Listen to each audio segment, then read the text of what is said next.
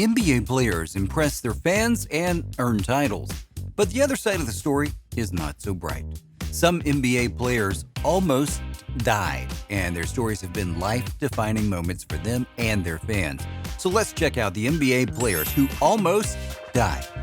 Number 7, Jay Williams. After just one season with the Chicago Bulls, a team starved for a new messiah since Michael Jordan's retirement, Jay Williams destroyed his career when he suffered a horrific motorcycle accident. In an instant, the man with perhaps as fast a first step as any point guard in history could no longer do anything for himself, including walk. I lost control of the bike. I thought I was in a different gear when it wasn't. And, the bike kind of just turned on me. And there was a pole in a tree, but I just tried to turn the bike at the last second. And I just happened to hit the pole, and his body spinning in the air and just ended up laying on the curb. Jay was the second overall pick for the Bulls in the 2002 NBA draft. The Chicago Bulls select Jay Williams from Duke University. Despite some inconsistent play and having to share minutes with Jamal Crawford, he showed a lot of promise and even posted a triple-double during his rookie year. He could have possibly been the guy to fill the void between Michael Jordan and Derrick Rose, but then threw it all away.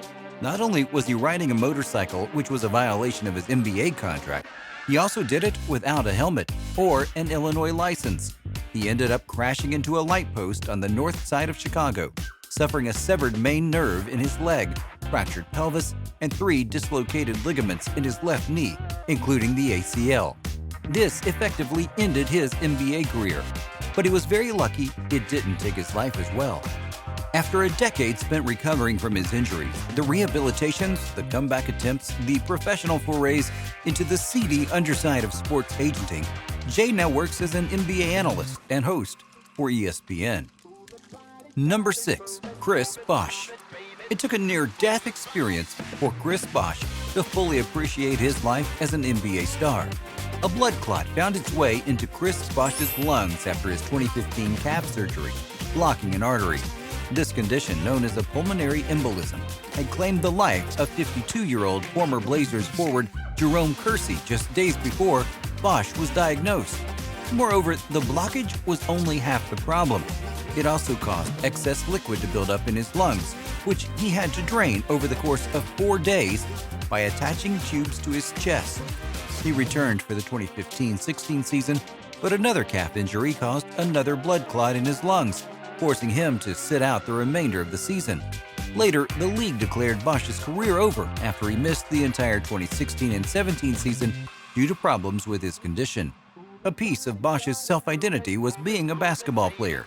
The Heat didn't want him to die in their uniform. The two parties reached an agreement in May 2017. Miami released Bosh and paid him the remaining $52 million on his contract, but his contract was also removed from the salary cap. Bosh officially retired in February 2019, and the Heat retired his jersey to rapturous applause a month later. I knew I was going to play basketball again, so it was just something that I had to cope with quickly and then really move on after that, and I was able to do that. Number 5, Nikola Vucevic. Vucevic has grown into one of the best centers in the NBA for nearly a decade.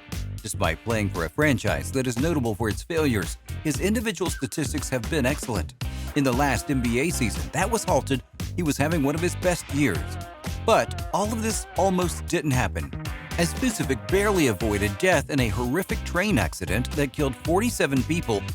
In 2006, a 15-year-old Nikola Vucevic and his father, Borislav, survived a deadly train crash in his native Montenegro that killed 47 and wounded 200 after the train's brakes had crashed. When on the train, he felt something wrong and started looking for somebody to explain it. The train was moving fast and out of control. Eventually, he found the train's conductor. The conductor told him to prepare for the worst. Moments later, the train crashed into a ravine. According to Vucevic, this was how he expected to die. He closed his eyes and prepared for the worst. However, the car with Vucevic luckily stopped before it fell into the river below. And when it was all over, he was fortunately able to open his eyes again. Nikola expressed his thoughts on the incident. For a crash like that, I was fortunate. It's very terrifying. You don't know whether you're going to live or die. It causes you to reconsider your life and not take anything for granted. It lets you think about a lot of things. You make an effort to value life more. This event marked a turning point in his life. Number 4, Grant Hill. Grant Hill is one of the NBA's biggest what-ifs, as the former Piston had all the assets to have a long and fruitful career in the league. However, there's one incident that Grant would never want to recall in his life. When he was with the Orlando Magic in 2003, Hill developed a staph infection which could have been fatal for the forward. He was almost on the verge of concluding not only his NBA career, but also his life.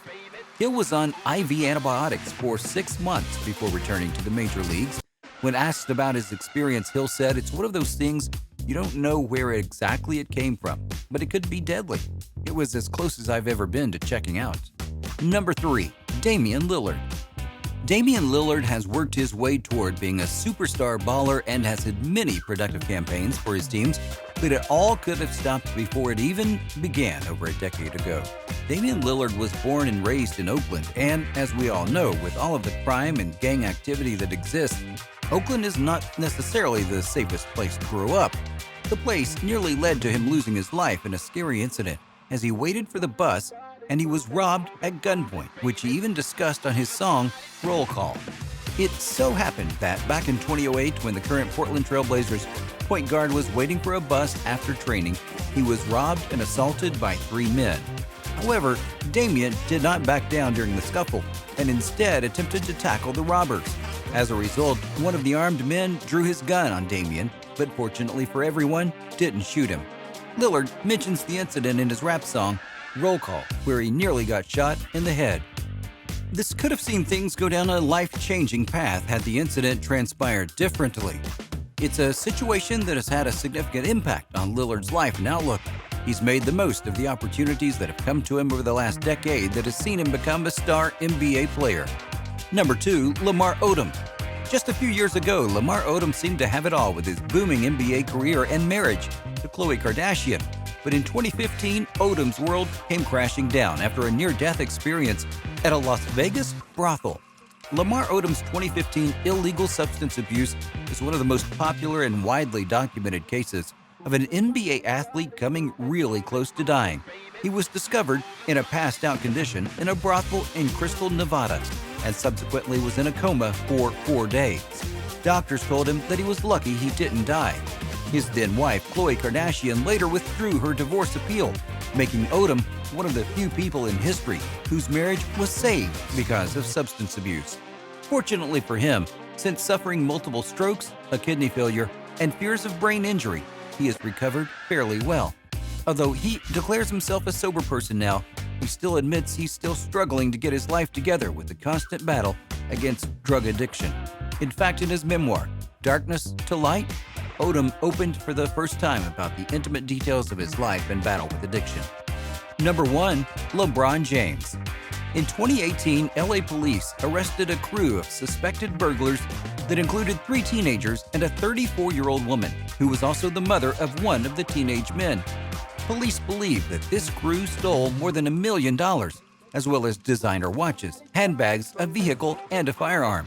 After arresting the crew and carrying out a search warrant at an unnamed address, it was found that the crew had planned to attack the home of LeBron James among a string of other addresses.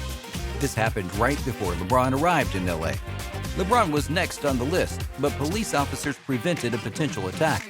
The police later stated that the suspects had mapped out their planned hit list and were carrying out the burglaries based on social media posts or the knowledge of touring schedules of the residents.